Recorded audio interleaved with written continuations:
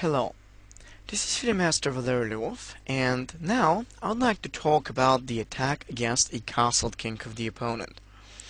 Now, if the king of the opponent has uncastled, it means it stays in the middle of the board. Only the thought about such a position gives us the idea that we can immediately attack on that with sacrifices, ideas to break his position, or, in fact, lead the initiative. That's why all the chess books and manuals, all the great masters, have always advised the chess player to develop his pieces quickly and castle as soon as possible. However, even when the king is castled, we can very easily notice that there are games in which a certain player creates a very significant and, of course, successful attack in the end against the castled king. Why is that happening? Isn't the king quite safe once he has castled and he's safe behind his pawns? Well, obviously it is, but in the process of play, in fact, the game turns some changes. For example, let's say that the pawns are drawn away from the king. There are some weak squares that arise in process of that. Of course, the pieces that are defending around the king should also move at some point. And all of that means that the king, at a certain point, might become pretty weak out of defense. So that's why we have to remember that most of all, in any case when the opponent's king castles, we can consider putting our pieces close to that area, maybe not exactly out there, but close to this area, so that we can get the chance when there are particular circumstances which will favor us, like for instance the opponent makes some weaknesses, or some of his pieces are drawn away, we can have the actual possibility and the resource to exploit these weakenings in the most effective way possible. Nevertheless, you have to remember that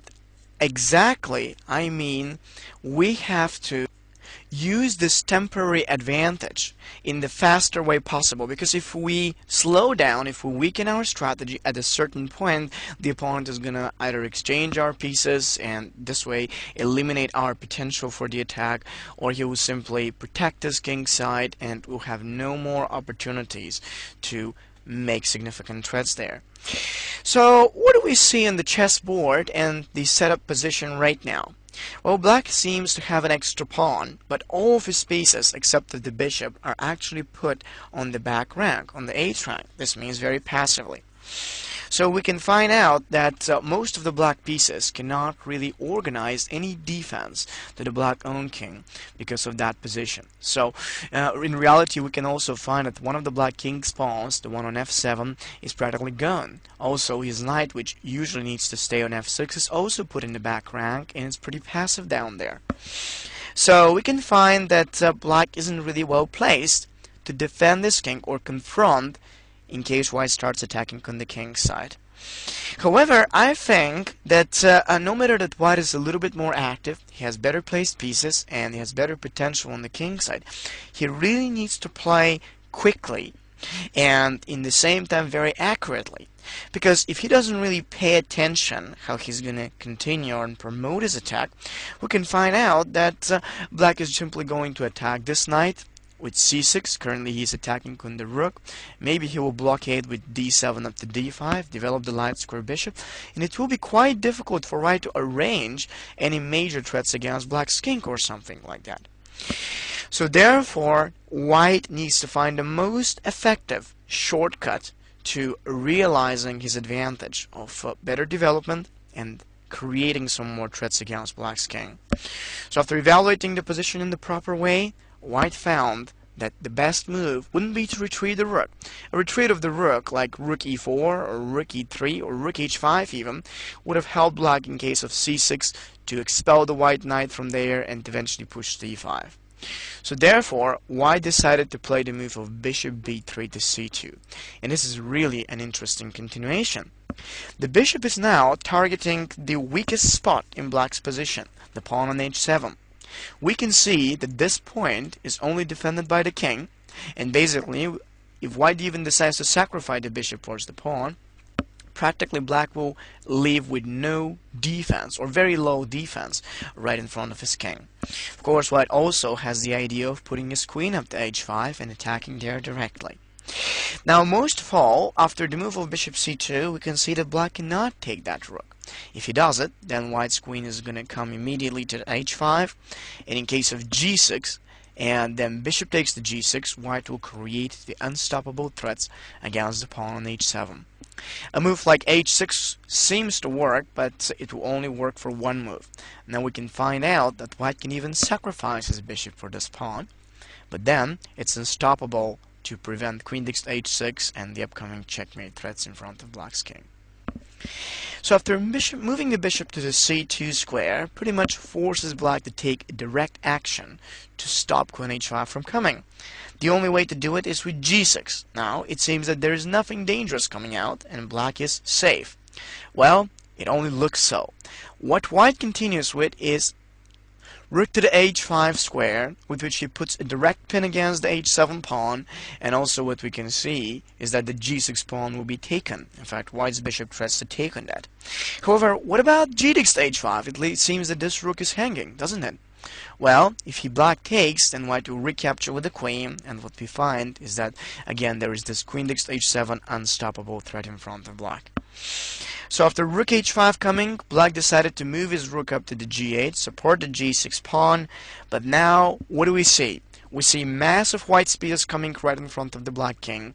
Most of the black pieces are either discoordinated or undeveloped at all, and now the black king seems so weak and unprotected that the only thing that we need to find is how to make another threat. And what white does, and what we have to do in such positions, is to find the way how we can get our pieces quickly right in front of the opponent's king. What we call this is a piece fist. Also, when we have already prepared everything, if we want to strike, we have to look at the moves that don't give the opponent time. These are the so-called forcing moves: checks, captures, or direct threats. After the move of rook g8, white has one of these.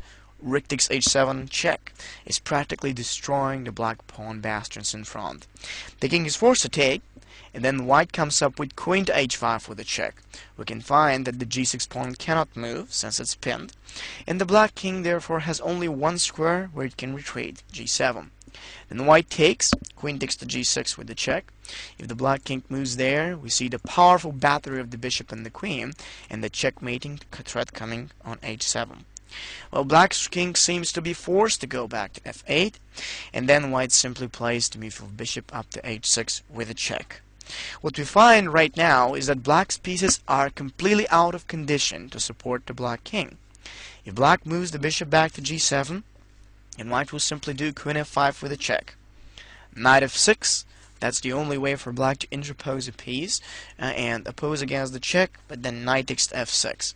Of course, we can find that black cannot capture f6 since the bishop is pinned, and he'll lose his queen otherwise. And after bishop takes to h6 and knight h5 with the check, when g7 is taken and the king doesn't seem to have any other squares, possibly it has to go here, and white is leading the way with rook 8 e1 check and upcoming mating attack against black's exposed king. So after moving bishop up to h6 with a check, black's only way seems to be rook to g7. And now white is following the main principle. If you want to succeed with your own attack, add as many pieces as you can towards the area where you're leading this attack. What white did in this case was the simple rook e1 to e1. Now the rook is joining the fight, and black is completely blocked to make any defense around his king. Well, he decided to capture the pawn, maybe to open the way of his queen. So now it seems that the major threats seem to be prevented. Well, it only looks like that. What white needs to do is practically remove the defender. Anytime when we attack, we have to look and search which is the major defender. Now the basic defender is the queen. So what we do is that we make knight f6. The intention is to eventually provoke this queen to take and then force it. Black cannot take with the queen, and it seems that the only way for him to capture is with the bishop. And here after rook takes to e8 with a check, queen takes to e8, white follows with the winning combination of queen takes to f6 check, queen f7, then bishop takes g7, king g8, and bishop to h7. And when black captures that bishop, white forcing checkmate with queen h6 and now queen h8. A powerful example